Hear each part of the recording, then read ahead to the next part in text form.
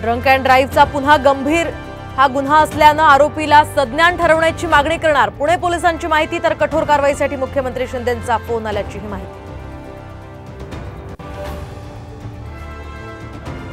वडिलांनीच आलिशान कार दिल्याची आरोपी मुलाची कबुली। ड्रंक अँड ड्राईव्ह प्रकरणामध्ये धक्कादायक माहिती समोर। बिल्डर बापाला संभाजीनगरमधून अटक।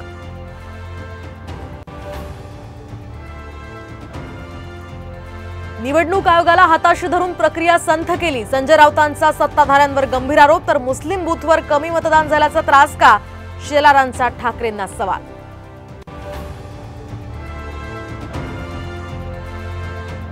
ऑनलाईन गेमिंगमुळे संजय तेंडुलकरच्या माजी अंगरक्षकाची आत्महत्या। बच्चू कडूंचा गंभीर आरोप। तर गेमिंगची जाहिरात बंद करावी अन्यथा आंदोलनाचा बच्चू कडूंचा इशारा।